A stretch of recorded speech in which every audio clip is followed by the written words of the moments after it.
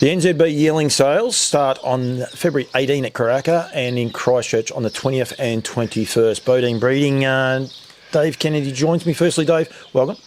Welcome, Paul. Welcome to New Zealand. Thank you very much. It's a little bit of a chilly day for an Australian day here, but we're here to promote the yearlings and get them out. You've got 5 going through the sales on the 20th and 21st, 2 on the first day and 3 on the second day? Yes, got 5 colts going to the sales, yes. It must be handy having 5 boys. It makes it a bit easier to who goes in what box. Yeah, no, it's colts sell better, and I've got 3 fillies I've kept, and I'll just get them up and running and may keep a couple of brood mares. Do you look forward to the sales?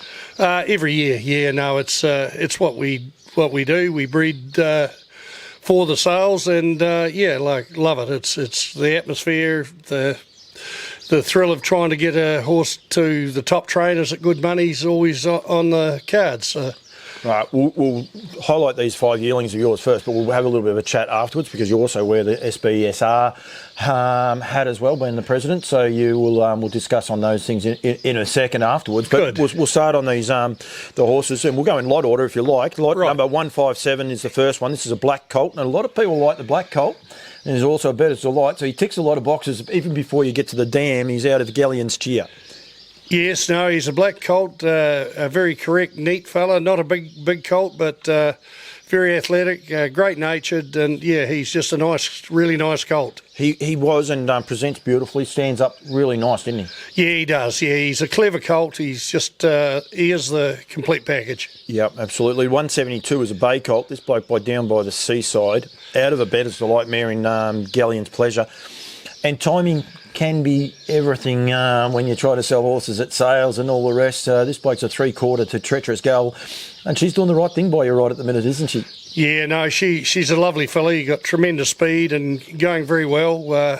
Yeah, we're very lucky to have a filly of her quality, and this is the first colt out of the mare. So yeah, look forward to a lovely colt. Yeah, he is. He was a bit of a surprise when I looked at him. I was like, wow, he's got a stamp about him, hasn't he? Yeah, no, he is. He's a lovely colt, perfectly put together, strong, well grown.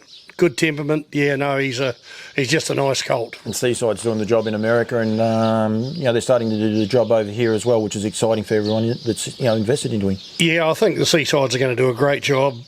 He's by some beaches. I think that's the breed that's going to kick on right now. So. Yeah, I think down by the Seaside's going to be a top sire. And with that cross already with Treacherous Girl, it makes it a lot easier for you. Third of yours is your first and only trotter. This is lot number 261. This is the propulsion out of Ray Galleon, a Sundon mare herself. And then you go back and you've got the other horse there. No, wrong family I've got here, so don't worry about that. Leave me alone for that one for a sec. But this is a great family. And there's also Olivici's actually out of this same family horse. It's going terrific in Australia. It's contested the Inter-Dominion so well just recently. Yeah, no, it's out of the same family and family of Stent. He's a lovely colt, beautiful natured.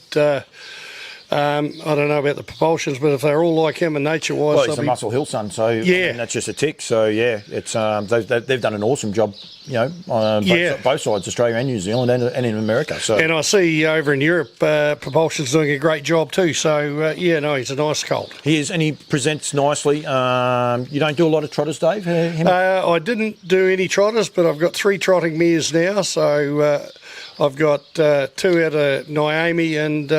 1 out of Ray Galleon, which is another family. So, yeah. Welcome to the dark side. It's a great place. It's a great place to be. Another Seaside. Up next is lot number 355 or 355. This is out of Beaudiene Blinks, a Badlands Hanover mare. Great family back in one generation back, and even current family as well. Yes, he's a bit of a standout. This boy. He's a real go early type. He's got a half-sister, Jillaby Illuminate, that Ray Green bought for, I think it's the Lees in Australia, and she's won 2 of her 2-year-old starts over there, and that's her first foal, and I think this guy will do a great job. He's smart. Good walking horse too, stride. Yeah, he is. He looks apart, great mover. and ready to go. Yeah, no, absolutely. And then the last of yours, again, another bay colt. This one by Better's Light out of the Art Major mare. That's just about all you have to say. Better's Light and Art Major cross. It's a proven cross. It's just stood the test of time as well. But this is out of Beaudiene Marja Babe. Yeah, he's a nice big strong colt. He's probably thrown more to the Art Major. He's quite an aristocratic, athletic type. He's he's a nice, very well put together colt, and yeah, I'd be surprised if he doesn't run early and go quick. He's just got that speed factor on him. Beaudiene Beach Babe for the West Australians too. So been a half. So a lot of people will be aware of that. She's had 3 to race. 2 of those have won, and one of those, of course, is that horse there, Beaudiene's Beach Babe. So pretty exciting draft, really, aren't they? And I mean, they're lovely colts. You must be wrapped in them all. How they've all turned out. Yeah, no, they're nice colts. I'm happy with them, and just hope that they find nice homes. That's what you hope for, and they go on and do a great job for whoever purchases them. That's the aim of it. How long you been breeding for, you and Dawn? Well, I got my father bought me the first brood mare when I was she was a racehorse when I was at school in Christchurch. So that's 55 years ago, really. Yeah. So you've been in a while. The Mighty Quinn was born on this farm here. Yes, he was. Would he be your best that you've bred? Definitely. The Quinny would be by far the best we've bred, and then probably Beaudiene Boaz and Beaudiene Bad Babe, and a wee horse, Happy Asset won the Auckland Cup, and Mighty Khan. They'd be the best ones I've bred. Yeah, we were talking before. They were actually having a cup of coffee and we were saying about the size of some horses, and and quite often Quinny was nothing special to look at either. He wasn't as small as the other horse that the Halls had, but he was not an overly big horse either, was he? No, he was not. He was just a small, on the smaller side, and so was Beaudiene Boaz, and that Mighty Khan. Well, he was just a pony. Yeah. And he was a super wee horse. It's one of the unique things I think about the yearling sales, or any breeding, if you like. You get them and you can see them winning the Inter-Dominion as soon as they're born, but you watch them develop. Can you pick what's going to make a really, really good one? Or well, no, you can't. I don't think you can really pick them. Bloodlines go a long way, but I think a horse has got to look the part to be the part. Yeah, small horse, but looks like a racehorse. Yeah, small horse has got a big stride, and I remember Bob Beck told me once a big horse has got to have a bigger heart than a small horse to run the same time. So I don't know whether he was right or wrong, but a small horse doesn't worry me. Sounds good to me right at the minute. I must say I'll think about that one for a while. Radio, Southern Bred Southern Reared, and the hospitality that's been shown to me down here, and over the last few years, I've got to say thank you to everyone involved. But great group you guys have got, great organisation that you've been able to get together and nourish and grow. Are you proud of the way that it is growing? Look, it's one thing I think I'm very proud of. As one of the original members with Mark O'Connor and Debbie Smith and John Stiven, we started Southern Bred, and it's gone from strength to strength. We've got a great brand, and it's just so. It's good to see that all the Southern people have got behind us, the vendors, and even the clubs and that now are getting behind us, to see that we're actually there to promote the industry, not only yearlings but the industry. We have the Diamond Creek race that John Stivens has cultured with Adam Bowden.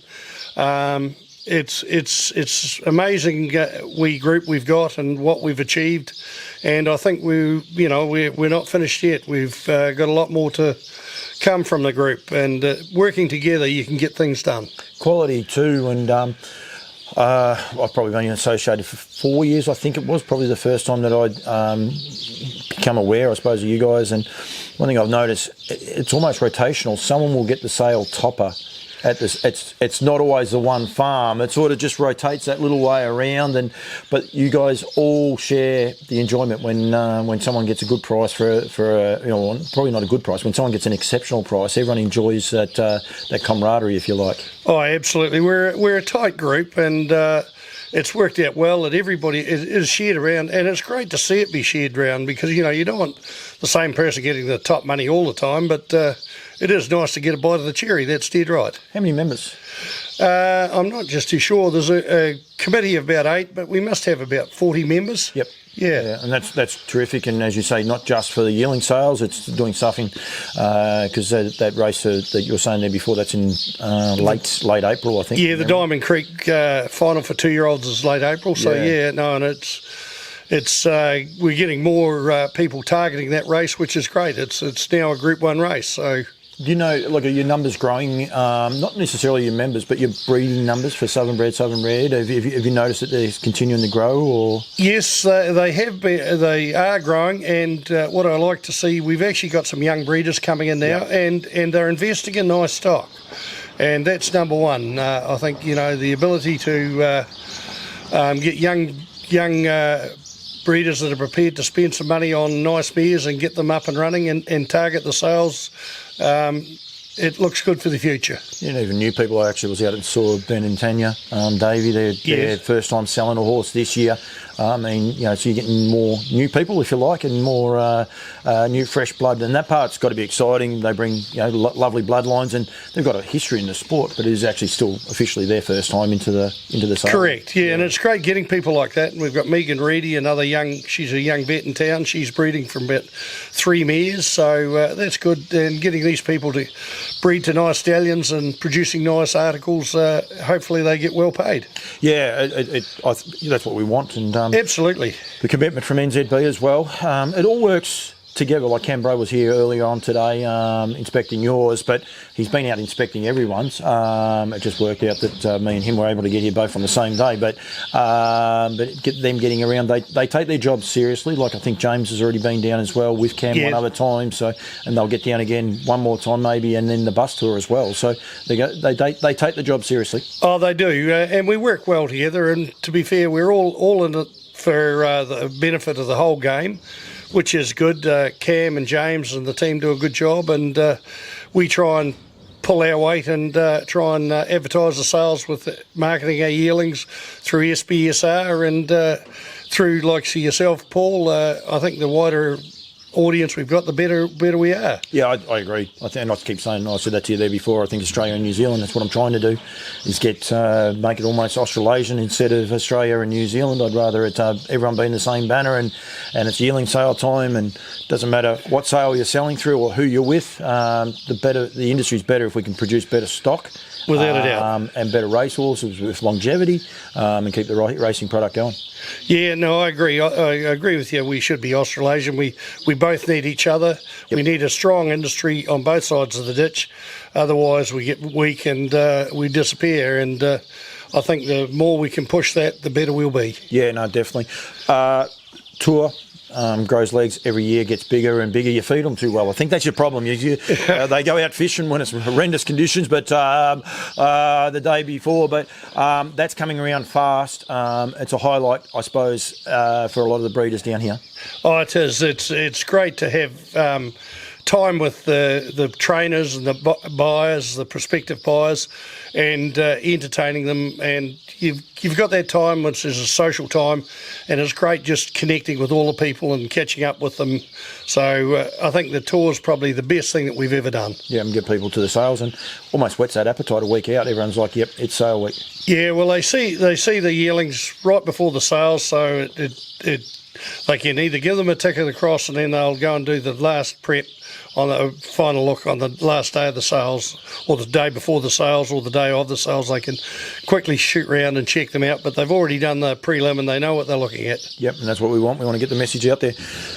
Dave, thank you. Thanks for the coffee and the chat, and also showcasing these horses, and Dawn and everyone else behind the scenes as well, getting them ready. It is, these days, people might look at it and we've only probably put about 30-35 seconds of the footage up, but it takes a little while to get them ready, just to get them out to that standard. Oh yes, no, it's not you start when the foal's inside the mother, and you work right through, and we do the whole lot here.